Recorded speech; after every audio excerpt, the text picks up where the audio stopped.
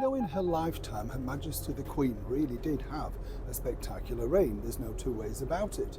But of course, with all elements of royalty, scandal is never truly that far away. And it's hard to imagine just how a genteel programme that went out from the regions in the very heart of West Yorkshire, Leeds, could have really dragged the Queen into a catastrophic royal scandal. As ever, let me explain. Hi chums, I thought I'd take advantage today of this empty carriage that I'm in, just travelling around. Couldn't quite believe my luck. In fact, it's nice, isn't it? Quite posh, I have to say. I'm not sitting in this one, but of course you could always dream, can't you? What's fascinating about travelling, of course, in the style of trains, as I mentioned before, is there's an elegance of glamour, isn't there? Well, unless of course you're taking the 450 from Paddington, as written by the brilliant Agatha Christie, or perhaps Murder on the Orient Express. Am I putting you off now? It's a little bit like today's story. Let me share that with you. Scandal really did follow the royal family around, but it wasn't always their fault, you see. Many years ago, I was lucky enough to work at the wonderful company that was Yorkshire Television. And it's hard to imagine now just what a big colossus Yorkshire Television was, as were many of the regions over here in the United Kingdom. We all had our own branches, you know. I remember the brilliant HTV West, and they had some wonderful programmes on there. Of course, Grenaldaland, as it was called, with the ubiquitous Coronation Street. And up here in Yorkshire, well, and up in Yorkshire TV land, well, we had things like Heartbeat, Emmerdale Farm, when it was a farm, do you remember? And of course, many wonderful programmes that literally came out. I mentioned it a couple of weeks ago that the Jimmy Young programme was made by Yorkshire Television. So when I first worked there, it was, really exciting, to be in the corridors of where the good and the great had all wandered through. And at this particular time, they were still making wonderful programmes like A Touch of Frost with a brilliant Sir David Frost, who years later, I used to be a little bit nervous of seeing him around on the set and in the, studio area. Years later, I got to know him very well, interviewed him, and what a lovely man, just really, really nice. Far more to him as an actor than just Del Boy, let me tell you. Brilliant actor. But there was this programme, and I remember watching this probably when I was a child, but you don't take too much notice of it, which was called Stars on Sunday. And Stars on Sunday was a very clever programme in respects because it was in what they described as the religious slot, right? And there were Songs of Praise over on the BBC and Highway over on ITV and Stars on Sunday. And it was a really clever programme because it was put together by the producer and organist of the show, Jess Yates.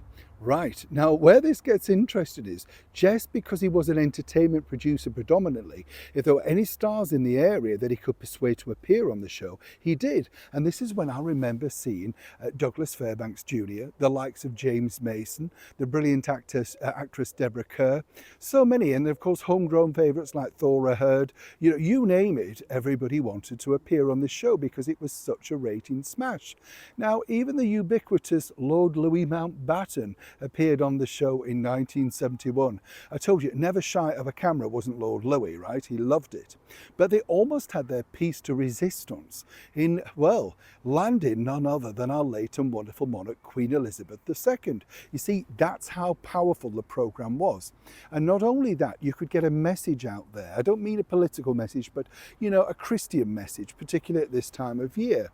And we knew, apparently, that, she was a fan of the show because it sort of went round in those circles. Now, while they may have accepted Princess Margaret, they were really holding out for Queen Elizabeth. And apparently, according to sources, she almost said yes. Then this happened. That's right, there was a scandal surrounding the producer and organist on the show, Jess Yates. Now, this literally crumbled his career. Headlines, and you have to remember, this is in the sort of early, middle 70s, around 73. And these newspaper headlines were far more powerful than they are today. We didn't swipe them away, they were big and lasting. And this became something of a, well, he was taken off the show, there were guest presenters. The show carried on without him until 1979, but he literally never found a way back. So what happened to the invite to the Queen? Well, according to You know, as I said, years later, very lucky to bump into some very influential people inside Yorkshire Television. Well, according to them, well, it was very quietly, shall we say, unanswered, the request about exactly would Queen Elizabeth still like to appear on the programme. Apparently the message back was, I think not, because of the scandal attached. Not only that, then many years later, Jess Yates re-emerged as the father of another lady that I knew. Yes, the pop presenter and ex-wife of Bob Geldof, Paula Yates. So scandal literally was engulfed in that programme. But it's funny to think, isn't it, that can you imagine at the height of that, if the Queen had, say, appeared on there just the week before, and they'd been stalking this story, the tabloid newspaper, the News of the World, for up to a year, and perhaps, well, that would have been a different outcome to Her Majesty on her religious slot on one of her favourite TV religious programmes, made up in, of course, the wonderful county that is Yorkshire. Now, you didn't know that, did you? Neil Sean in the very heart of London.